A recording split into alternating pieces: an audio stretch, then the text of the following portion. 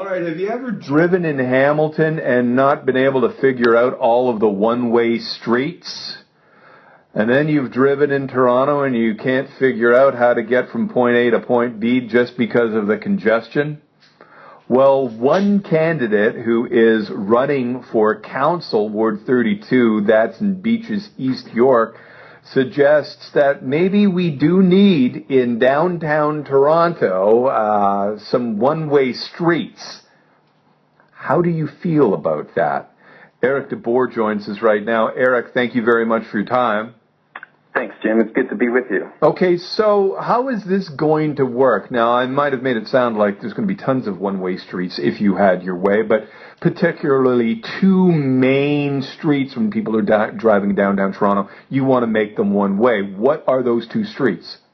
So Queen, I want to make eastbound and King westbound, just between the DVP and Roncesvalles. Now, what reason do you want, between the DVP, so that's not even in your ward.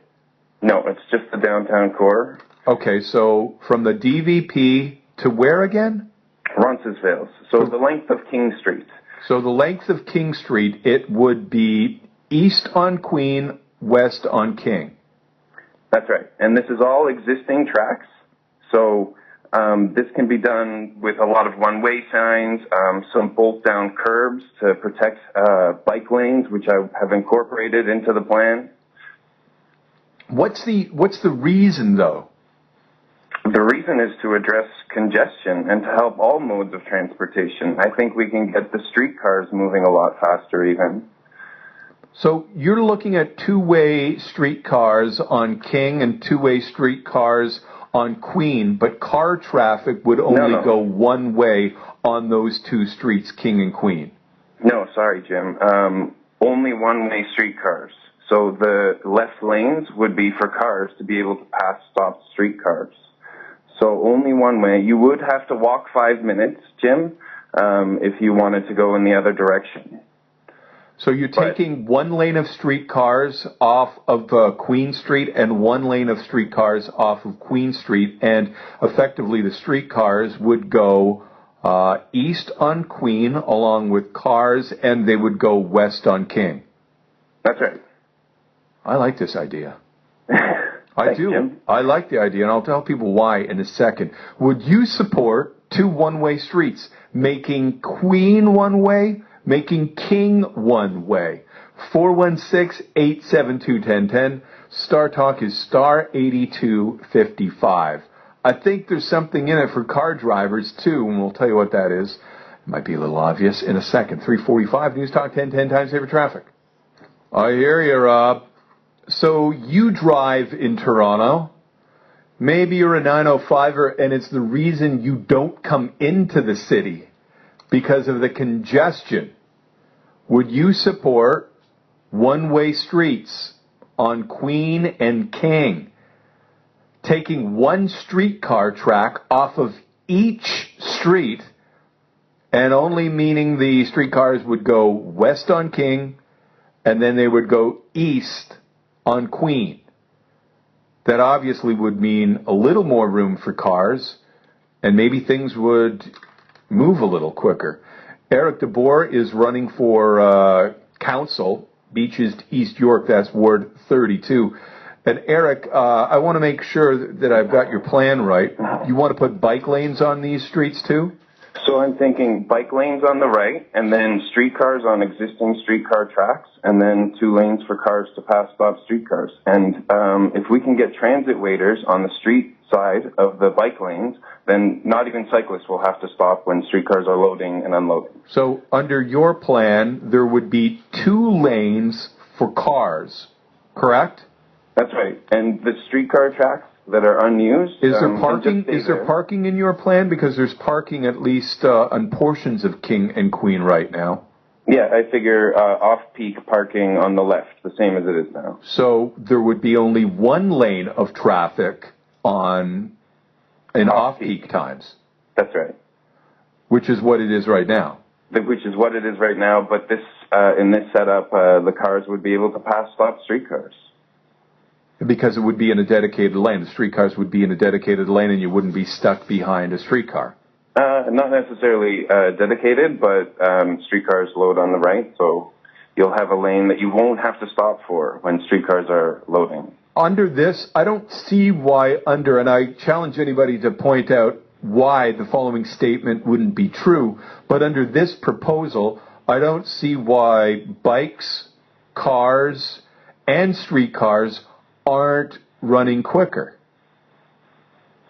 Eric. That's right. That's right, Jim. Are you surprised that I understand it? And I think it can happen before the Pan Am Games. We're talking no construction or very, very little.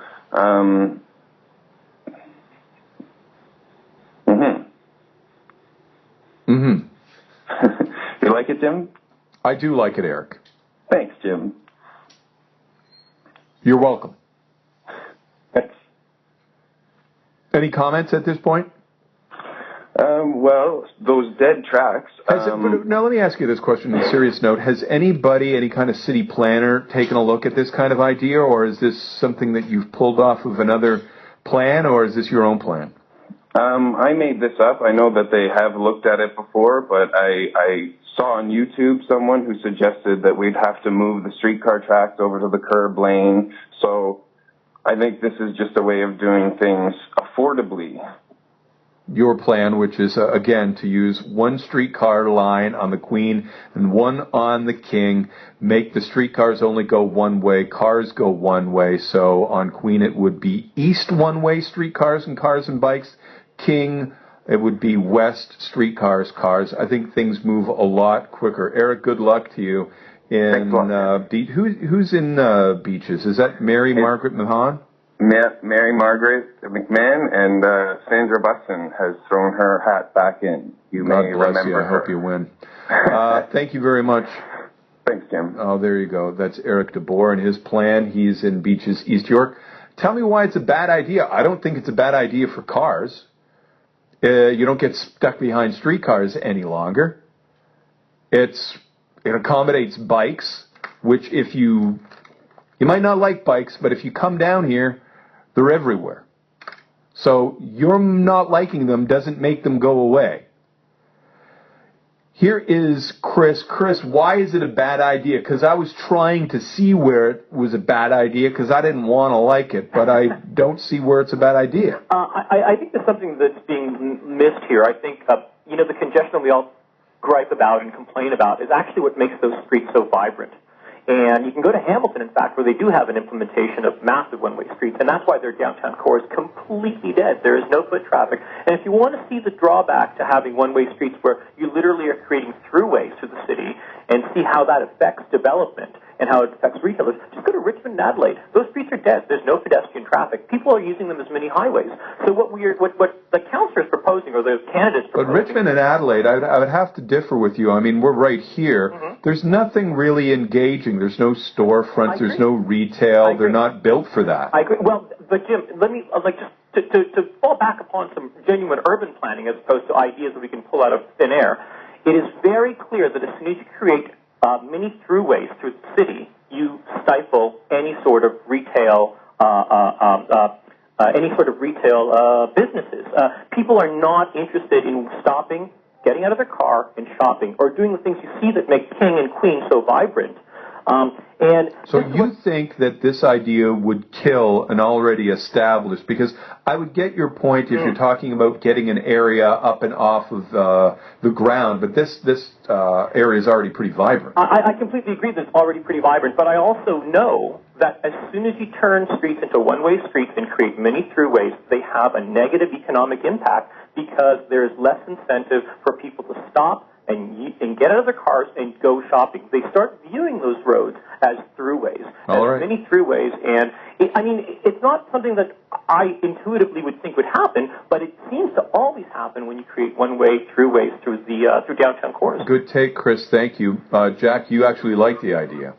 Listen, anything that increases traffic flow for cars is welcome.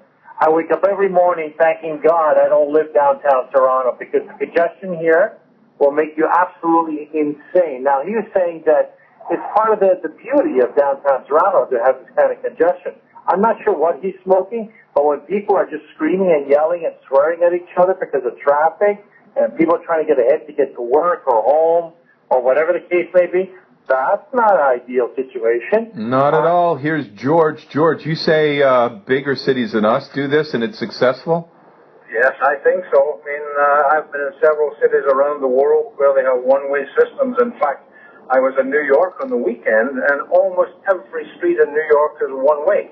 And the traffic does move, and we're fortunate. We have a downtown core that's almost laid out on a grid where you can have one-way streets back and forth and make the traffic move. Yeah, that, and listen, for people who think that streetcars are a pain in the, you know what, and they are, but they're here to stay, I think, you know, if you can make these one-way streets and it's easier to navigate, but to Chris, the guy who didn't like the idea, yeah, there are tons of one-way streets in New York City, aren't there, Jake? There are indeed. I was there for a week, just like the caller before, and Adam Vaughn hated this idea because he thought the same thing. It would make it too many thoroughfares and it would lessen pedestrian activity. But all around Upper West Side, where I was most of the days, you know, there's bike lanes, there's a bus lane, there's car lanes, and traffic is terrible there. Don't get me wrong, but it's New York. But the one-way system works really well for pedestrians and for cars. Yeah, and it didn't kill New York.